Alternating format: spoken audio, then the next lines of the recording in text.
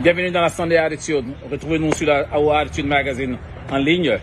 Dominique Sibi. Dominique Sibi n'est plus à présenter. Je l'ai rencontré il y a une quinzaine d'années dans le milieu de la mode, bien sûr. On a fait plusieurs petits trucs ensemble ici dans le domaine de la mode ici à Miami. Et il est parmi ces rares Africains à être dans le magazine Forbes, dans le magazine américain Forbes. Et Dominique, il y a quelques années, il est rentré à Abidjan. Il a sa marque, Felio Sibi, qui cartonne actuellement, qui cartonne gravement. Et l'une des questions que je lui ai posées comme ça, c'était pourquoi tes sacs sont aussi chers? Franchement, ces sacs se vendent entre 50 jusqu'à 90 000 euros à peu près. Donc, j'ai voulu savoir pourquoi ces marques se vendent aussi cher. Il va nous expliquer pourquoi. Et j'ai eu aussi la chance de déguster son cigare il est parmi les rares Africains aussi à créer un cigare, un brouillard en or carrément. Et j'ai eu la chance de fumer ce cigare également. Donc, on va rencontrer Dominique. Il va nous parler en entrepreneuriat, entrepreneurship, j'allais dire. Donc, du coup, entrepreneuriat, il va nous parler un peu de tout, de sa vie, qu'est-ce qui a fait qu'il est désormais à Abidjan. OK? Restez connectés. Bienvenue dans la Sunday Attitude. Retrouvez-nous sur la AO Attitude Magazine en ligne. OK? Allez, prenez soin de vous et puis on est ensemble toujours. Dominique Sibi. Alors, Dominique, comment tu vas? Je vais très bien et toi, Sunday? Ouais, ça va. Merci d'avoir accepté l'invitation. Ça fait plaisir de te voir. Et la famille, sinon, tout va bien? Très, très bien. Awesome. Ça, c'est la Sunday Attitude. Et puis, on opère directement depuis Miami. Je suis ici actuellement à Miami. Et nous sommes actuellement sur la AO Attitude Magazine. Un magazine international quand même. Faut qu'on se le dise. OK? Et l'émission, c'est la Sunday Attitude. Et où on parle de, on parle de fashion, on parle de différents, on parle des artistes, on parle des entrepreneurs, so on and so forth. OK? On va parler de Dubaï aujourd'hui ou pas? Oh non, on parle pas de Dubaï aujourd'hui. Non, aujourd'hui, on ne parlera pas de Dubaï. On va garder Dubaï, laissons Dubaï à part. OK. Donc, tout à l'heure, j'étais en train de regarder, l'interview que tu as, je ne sais pas, c'est un magazine, je crois, espagnol qui s'appelle Ella TV. Oui. Mais je vais revenir encore un peu plus, il y a peut-être en 2015, à peu près 7 ans à peu près. Juin 2015, tu ouvres, comment dirais-je, la seconde Felio Sibi boutique. Je crois que c'était dans le Design District. Okay? Non, la première, c'était au Design District et tu étais à l'inauguration. J'étais à l'inauguration. Mais de la deuxième, j'étais à l'inauguration de la première. Où j'étais avec. J'étais à la deuxième aussi, sur Kane Concourse, à côté de Ballarbor. Ouais, c'est vrai. Ah ouais, j'y étais avec, j'étais à l'inauguration, j'y étais avec Shanice Combe, la mère de Puff Daddy, et puis Marie. Les vidéos sont là? Ouais, les vidéos sont quelque part là. Et non, j'ai vu la vidéo, j'ai retrouvé la vidéo quelque part sur YouTube où Janice Combe, la mère de Puff Daddy, elle arrivait avec, elle était avec une perruque blonde, tu te rappelles? Voilà. Ouais. Avec cette perruque blonde là. C'était ce jour-là, n'est-ce pas? Ça c'était au Design District. Ça, c'était dans le Design District, donc je me rappelle bien. Et mais franchement, l'ouverture a cartonné grave, quoi. En tout cas, félicitations vis-à-vis de tout ça. Et ça fait plaisir de te revoir encore aujourd'hui. Je vois que tu portes une des montres Felio Sibi. Mais avant qu'on parle de cette montre-là, la première question, c'est quoi? Pourquoi tes montres sont aussi chères que ça, quoi? 150 000 $, 100 000 $, c'est quoi ça? C'est quoi? Non, c'est pas ce prix-là. Non, je veux dire, fabriquer une montre, c'est tout un art, c'est tout un métier. Je veux dire, les gens ne savent pas que quand tu fais une montre, c'est plusieurs métiers qui se retrouvent. Et pour quelqu'un qui est entrepreneur comme moi, je n'ai pas les mêmes moyens que les grosses maisons. Donc, moi, quand je fasse une montre, ça va me coûter énormément en production.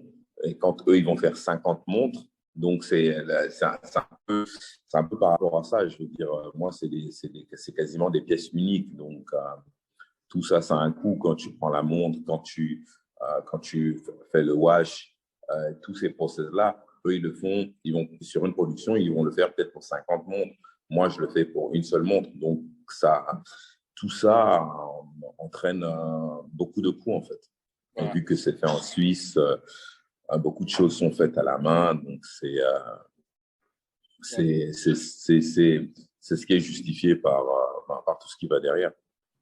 Donc, du coup, c'est vrai que je suis entré dans le vif du sujet en parlant de ta montre et puis voilà. Mais en fait, présente-nous, c'est qui Félix Sibi? C'est qui Dominique Sibi? Décris-nous qui tu es en fait.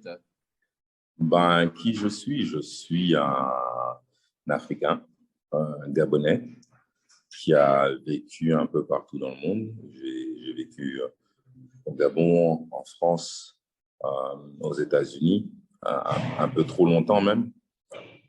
Entre la Californie et la Floride, j'ai passé plus de temps en dehors du continent africain que sur le continent. Aujourd'hui, je suis en Côte d'Ivoire, qui est un pays magnifique, qui regorge de beaucoup d'opportunités. Et donc, moi, je suis quoi? Je suis un citoyen du monde, je suis quelqu'un qui aime voyager, qui aime les challenges, qui aime les défis. Et voilà, pour me résumer, je suis un citoyen du monde, je suis un panafricain. Je suis aujourd'hui pour le réveil des Africains, justement, l'idée de ma marque part du fait que les Africains dépensent plus de 5 milliards de dollars chaque année dans les produits de luxe et on n'a aucune enseigne africaine qui rivalise avec les grosses enseignes qui sont les Louis Vuitton, les Chanel et autres. Je veux dire, pourtant, tout vient d'Afrique. Et donc, pour moi, il était légitime de créer quelque chose où mes frères et sœurs peuvent s'identifier. C'est cool, ça fait plaisir d'entendre ça. Mais déjà, est-ce que enfant déjà, est-ce que l'univers de la mode était déjà ton truc? Est-ce que déjà l'univers de la mode te faisait déjà rêver Pas particulièrement. Pas particulièrement. J'ai toujours aimé les belles choses. J'ai toujours aimé bien m'habiller. Donc, sans forcément s'en rendre compte, on est influencé par ces choses-là. Et puis nous, Africains, toi, Ivoiriens en particulier, hein, vous aimez toujours être bien, costumé. Si tu prends les Congolais, c'est la sapologie. Donc, je veux dire, en nous, on a déjà cette fibre un peu artistique. Et puis, bon, avec le temps, ça s'est fait tout seul, en fait. C'était pas quelque chose, j'ai pas fait des études de mode, hein, j'ai fait plutôt des études pour être dans la politique. Voilà, mais c'est quelque chose qui est arrivé, comme pour toi, d'ailleurs. Ouais. Ben, déjà, comment est arrivée ta carrière d'entrepreneur? Tu étais censé devenir politicien, OK? Non. Tu as fait des études pour être politicien, peut-être pour être politicien, pour commencement. Pas du tout. On sait comment ça se passe en Afrique. Pas du tout. Allez, j'ai fait des okay. études. Ouais. J'ai fait, en réalité, je voulais pas faire des études. J'ai fait des études pour faire plaisir à mes parents. Donc, le truc le plus facile pour moi, c'était les relations internationales, donc ce qui avait à travers la politique. Donc, j'ai fait ça parce que c'était le truc qui me semblait le plus facile pour moi à faire. Parce que si je devais faire ce que je voulais, tout petit, j'étais inspiré par le film Top Gun. Donc, je me suis dit, purée, tu vois Tom Cruise, tu te dis non, moi aussi, il faut que je sois pilote de chasse. Mais quand le temps passe et que tu te rends compte que tu n'es pas bon en maths, donc oublie le pilotage. Donc voilà, c'était plus pour faire plaisir à mes parents, c'était plus pour avoir un diplôme. Mais voilà, je veux dire, non, ça ne m'intéresse pas particulièrement. OK, cool. Bon, maintenant, dis-moi, comment a démarré ta carrière d'entrepreneur? Comment ce flashback d'épiphanie? Comment cette carrière a démarré? C'est depuis tout jeune. Tu n'as pas forcément envie d'être sous les crochets de tes parents. Tu as envie de t'affirmer toi-même. Donc, tu te dis, écoute, je peux faire ci, je peux faire ça. Quand tu es jeune, tu vas peut-être acheter des bonbons pas chers et tu vas les revendre à tes potes plus chers. Tu vois, donc, ça commence par ces choses-là. Ou quand par exemple, j'allais en vacances au Gabon, j'achetais des choses pour revendre aux autres. Tu vois, donc, je me suis fait rouler aussi des fois. Hein. Donc, voilà, quoi. Normal, donc voilà, c'est parti de là. Et puis voilà, après, ça a emmené sur d'autres choses. Et tu as travaillé avec des personnes très talentueuses. quelles sont les personnes qui t'ont le plus marqué, en fait? Ben, écoute, j'ai travaillé avec des gens aux États-Unis justement par rapport à ma marque, euh, en Californie, en Floride. Il y a des personnes que j'ai trouvées très talentueuses, comme quand j'ai découvert les usines en Italie, que tu vois que c'est toute une industrie, c'est tout un monde. Mais pour moi, les plus beaux talents, c'est en Afrique que je les ai vus. Et c'est en fait, les plus beaux parce que en fait, ils sont tellement talentueux qu'ils s'en rendent même pas compte. Et en fait, ils sont encore au stade embryonnaire. Et justement, il y a, comment ça s'appelle, il y a un manque d'encadrement pour leur permettre d'arriver à un autre niveau. Je te prends par exemple dans le domaine de l'art. Toi et moi, on connaît très bien Art Basel, Ouais. mais bon, c'est toujours plus ou moins les mêmes choses qu'on va voir. Hein. Ça va être qui viennent d'endroits différents, mais je veux dire, quand tu regardes ce que les Africains sont capables de faire, sont capables de réaliser, ça n'a pas ça ne s'explique pas en fait. Tu vois. Donc, pour moi, les plus beaux talents, je les ai vus au Gabon, je les vois en Côte d'Ivoire. Et dans les pays africains, il y a énormément de talents. Ouais. Mais qu'ils ne sont pas reconnus et qui ne sont pas exploités à leur juste valeur. Quand tu vas au Sénégal, ils te font des choses pas mal. Tu vas venir ici en Côte d'Ivoire, tu vas voir des couturiers qui sont capables de te réaliser certaines choses. Bon, ils ont encore des choses à apprendre. C'est pour ça que je te disais au stade embryonnaire, mais avec de l'encadrement, je pense que le futur, c'est l'Afrique. Ouais. Et tu as 3 filles, et donc du coup, déjà, Et tu as un 3 filles garçon. et un Et un garçon. garçon. Ouais, tu as 3 filles et un garçon. Ah, j'ai 3 filles, j'ai 3 filles et un garçon également. Donc, la femme, la femme, et j'ai 8 sœurs également. Donc, du coup, la place de la femme dans nos vies est très importante. OK? Donc, quel aspect de la féminité apprécies-tu surtout? Tu as travaillé avec beaucoup de mannequins, tu as travaillé beaucoup, non? C'est quel aspect tu apprécies dans la féminité? Ben, dans la féminité, il y a plusieurs côtés, il y a plusieurs aspects. Mais, ben, déjà, nous, hommes, je veux dire, il y a le mythe de Deep et de Fred, je crois. Nous, on est plus, je veux dire, la mère a un rôle important dans la vie d'un homme. Donc, il y a déjà ce côté-là, ce côté, cet instinct maternel. Je veux dire, la femme, sans la femme, il n'y a pas de vie, tu vois. C'est elle qui procrée, c'est elle qui nous garde dans son ventre pendant 9 mois. Je veux dire, la femme est à l'origine de tout. Je veux dire. Et dans les sociétés, dans nos sociétés, je veux dire, les femmes ont un rôle qu'on ne reconnaît pas forcément, mais elles ont un rôle très important. Parce que souvent, qui fait l'éducation de l'enfant? Qui s'occupe de l'enfant? Tu regardes aux États-Unis, on a beaucoup comment ça s'appelle, single mom. Ouais. Elles sont toutes seules à élever leurs enfants. Et c'est important. Tu vas regarder ici aussi, bon, les gars qui se barrent ou qui font un enfant avec une femme et qui s'en occupent pas. Ouais. Tu vois, donc la femme a un rôle qu'on ne reconnaît peut-être pas forcément, mais la femme, c'est la base de tout. Ouais. Tu as bien dit, très bien dit, effectivement. Quelles sont quelles sont les personnalités de la mode qui t'ont le plus influencé? D'abord, par exemple, du côté de la mode, d'abord, donne-moi un nom. Et du côté de l'entrepreneuriat aussi, donne-moi un nom. Dans la mode, je vais t'en donner un. Ben, quand on était tous petits, tout le monde, c'était Gianni Versace. Tout le monde, c'était, même si je ne me vois pas forcément porter des trucs flamboyants, mais c'était Gianni Versace. Après, tu as Karl Lagerfeld. Quand tu le voyais avec son gant, ses lunettes, tout en blanc, tu te dis, mais c'est quoi ce personnage, tu vois? Ouais.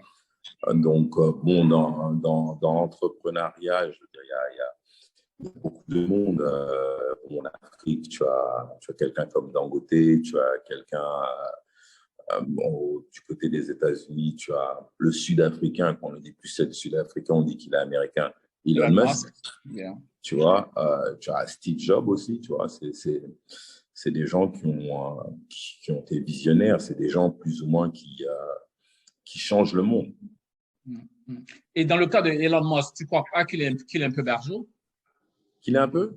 Qu'il est un peu Ben, quand tu as ce niveau de génie, ouais, c'est normal. C'est un peu comme Kanye West. Tout le monde va dire qu'il est fou, mais c'est un génie. Je veux dire, il y a des gens qui ont une intelligence, pour moi, hein, au-dessus de la moyenne et qui ont du mal à être compris par le commun des mortels. Tu vois? ouais. Donc, c'est pour ça qu'on va te dire, ben, ouais, c'est un fou, mais bon, j'aimerais être fou avec autant de milliards. Hein. Ah ouais, grave. Parce que si je peux être fou et acheter Twitter pour 40 milliards, bah, j'aimerais bien cette folie-là.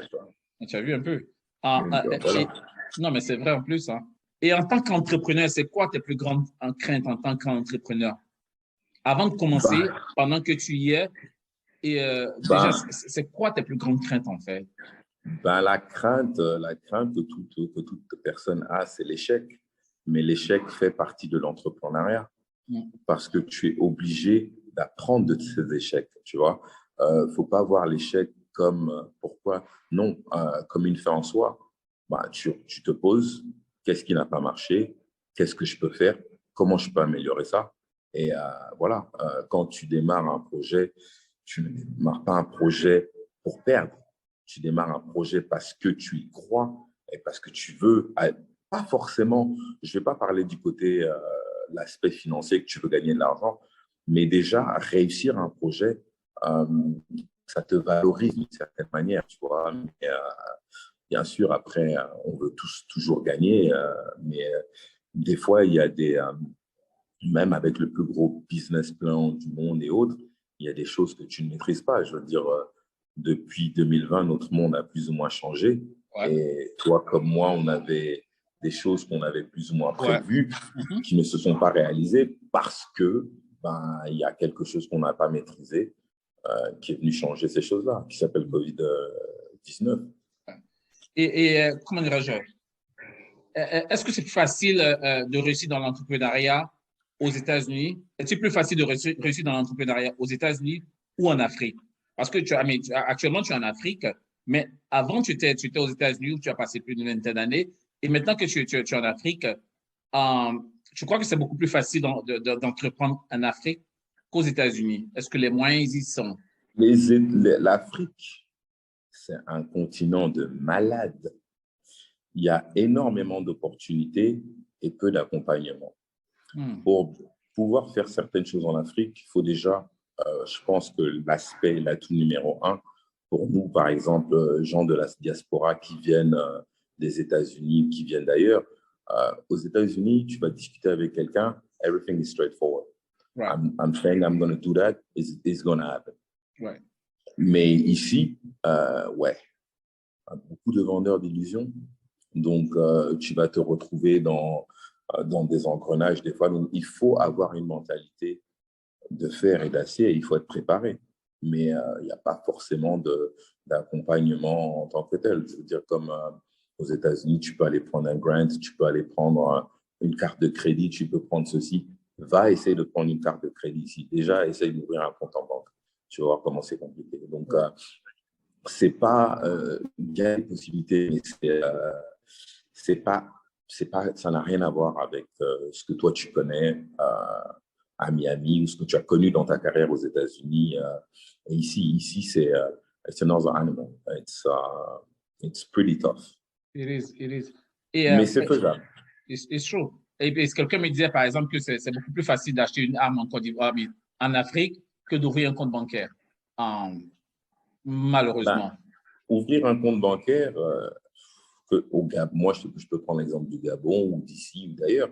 C'est pas, je veux dire, tu as énormément de choses à faire. Je veux dire, moi, je me souviens à Miami, tu vas dans une banque, en 5 minutes, tu as ouvert un compte en banque. Ouais.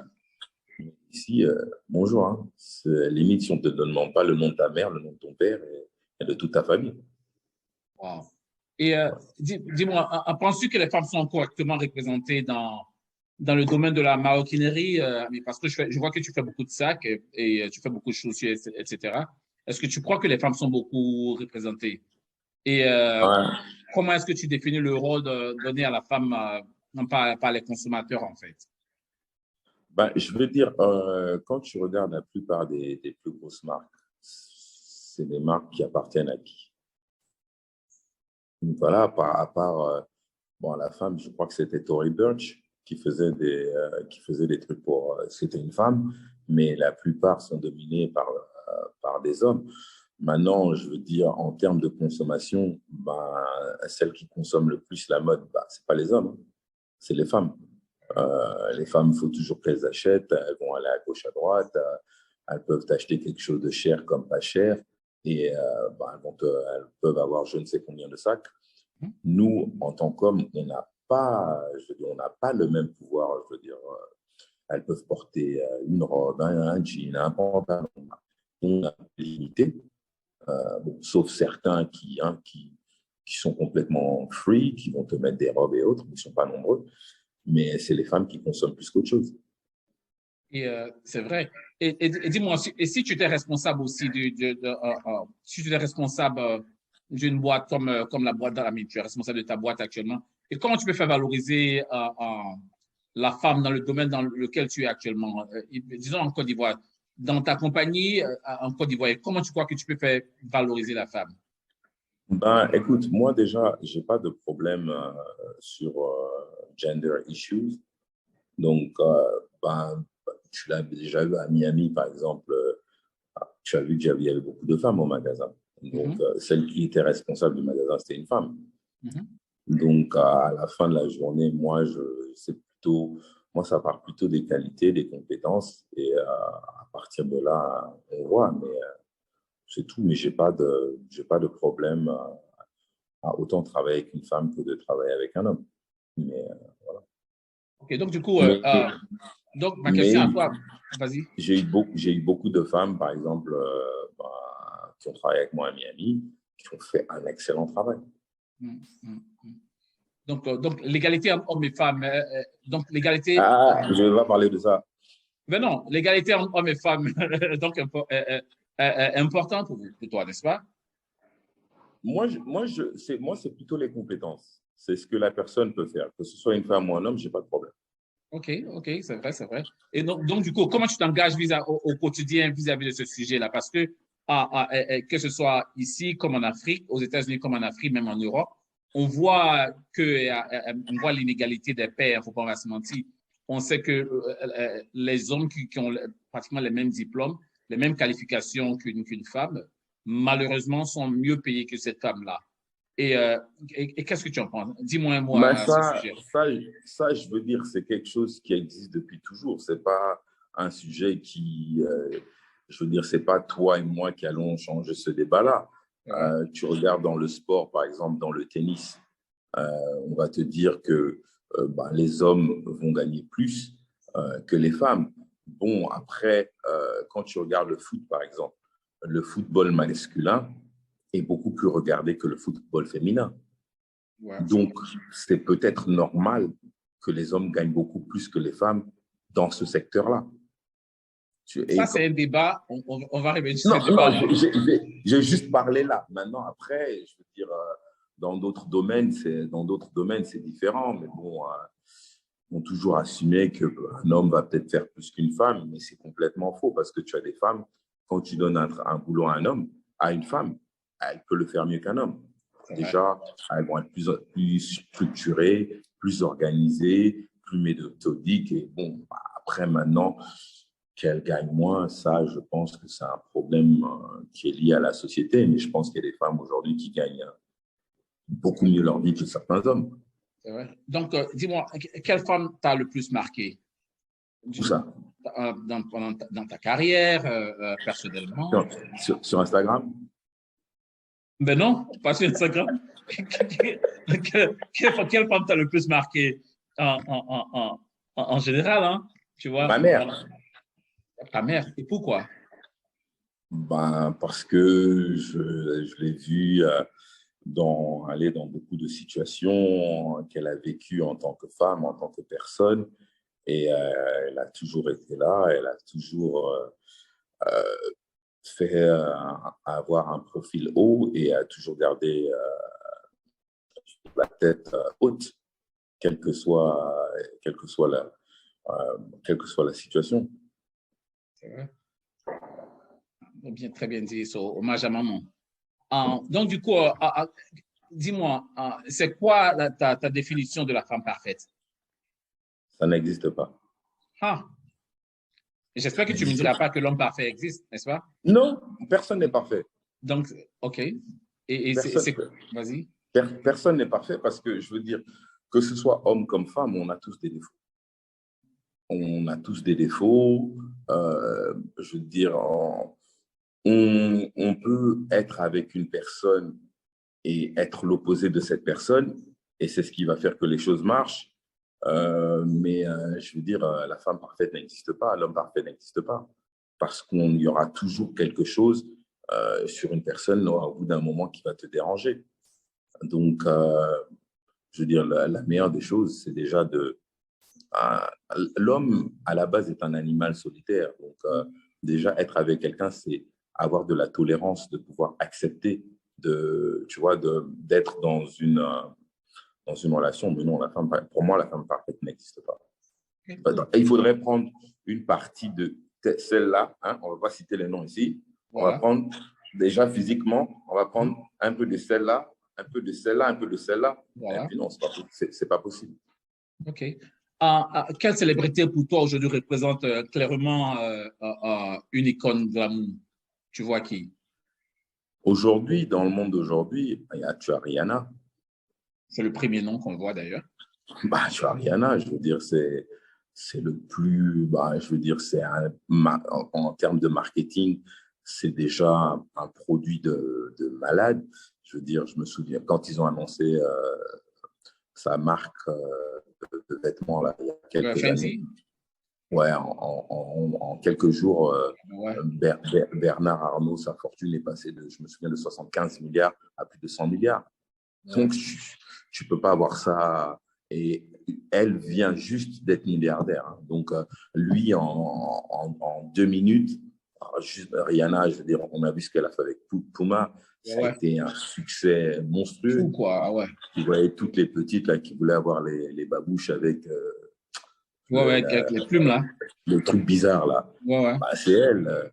Quand elle a fait son partenariat avec Dior, pourtant, c'était juste des lunettes. Tu as plein de gens qui sont allés chez Dior et aujourd'hui, tu as Fenty Beauty. Et là, je viens de voir qu'elle est en train de lancer un truc pour l'Afrique. Ouais, j'ai vu ça aussi, là. Et ça va cartonner aussi, hein. Quand tu regardes dans le monde aujourd'hui, en termes d'icônes, femmes et autres, pour moi, Rihanna, c'est la numéro 1. OK. Et du côté d'hommes? Chez les hommes? Dans quoi? Du côté, c'est qui ton icône? Dans la mode? Glamour homme. Écoute, tu avais Kanye West. OK. Mais je trouve qu'il s'est un peu perdu dans son style là, avec les bottes et comment ça s'appelle là, ses bottes et ses jeans. C'est quelqu'un, je veux dire, quand il lance quelque chose, tout le monde suit derrière. Mais sinon, il y en a un qui s'habille très bien en ce moment, c'est Steve Harvey. Yeah. Il a un style pour un homme de son âge. Voilà quoi. Il n'y a rien à dire. C'est vrai en plus. Et je veux dire, il y a des jeunes aujourd'hui même qui regardent. Je veux dire, depuis le styliste qu'il a complètement changé sa façon d'être. Et son styliste, il est français, il est afro-français en plus. Je sais pas d'où. Ouais, si, il est afro-français. Il arrive aux États-Unis, je crois, il y a moins de 10 ans. Mais franchement, le mec, il cartonne grave, quoi. Voilà, il a carrément transformé Steve Harvey. Il a complètement changé. Tu as aussi, comment il s'appelle, à son âme, Virgil Abloh, tu vois, qui a fait des choses pas mal. Rien, sans aller chez Louis Vuitton, rien qu'avec sa marque Off-White, il a fait... Et parlant de Virgil Abloh, l'événement, je l'avais invité à un événement. Je crois que tu es venu à cet événement-là également. Oui. Tu te rappelles où il était DJ à mon événement? Je me souviens. Tu te rappelles très bien. Oui. Ce jour-là, on ne savait pas qu'aujourd'hui, Virgil Abloh, on ne savait pas qu'il allait exploser. On savait qu'il venait tout doucement, mais on ne savait pas qu'il allait exploser, aussi gravement, quoi. Mais parce que d'où il a pris la marque Off-White, et puis ce qu'il a cette transformation-là, oublie quoi. Ouais. Oublie. Et pour toi, c'est quoi la tenue préférée d'un homme qui vit la Sunday Attitude? C'est quoi cette tenue préférée de la Sunday Attitude? La Sunday Attitude, ça, je ne peux même pas parler parce que c'est toi. Ouais, mais tu sais. Donc, je ne peux pas parler. Et toi-même, tu sais comment tu t'habilles, c'est trop compliqué. tu vas mettre un costume, tu es torse nu, tu vois. Donc, ton niveau là, c'est ça, on ne peut pas parler. Je veux dire, je veux dire, vestimentairement parlant, tu t'habilles très bien. Après, je veux dire, je me souviens là, là, tu étais ici, là, ton costume Bordeaux là, tu avais mis là. Voilà, je veux dire, toi, je veux dire, tu es une fashion, tu es je veux dire, un icon, je veux dire, en termes de mode, en termes de… Voilà. Merci. Donc, du coup, quel conseil donnerais-tu aux femmes qui souhaiteraient réussir dans la maroquinerie, par exemple? Parce que je vois plein de personnes m'envoient des messages inbox pour me demander qu'est-ce que… Je commence à faire des sacs. Je suis à Djamé, je suis à Libreville. Comment est-ce que je peux développer mon business comment est-ce que je peux développer mon business de maroquinerie?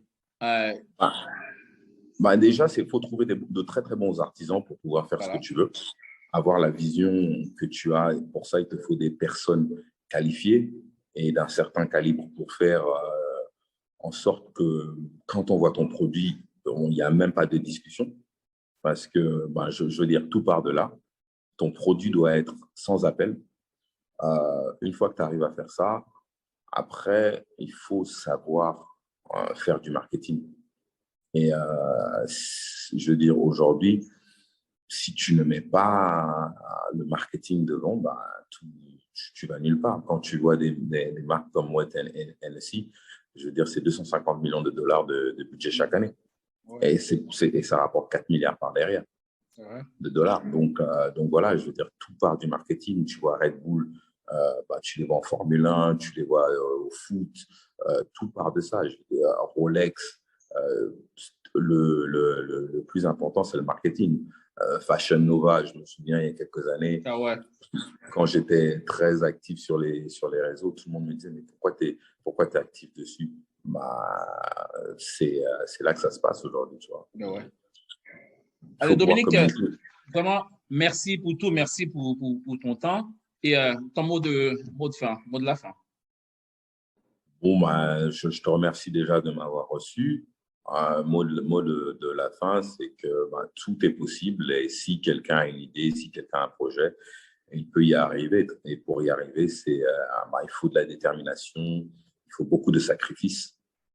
Quand je dis sacrifice, c'est beaucoup plus de discipline parce que pour réussir certaines choses, il y a des choses que tu ne devras plus faire et des choses que tu devras arrêter. Ça peut emmener à arrêter des relations.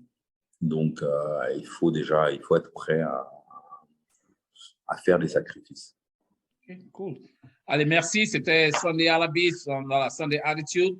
Dominique CB, tu es un champion.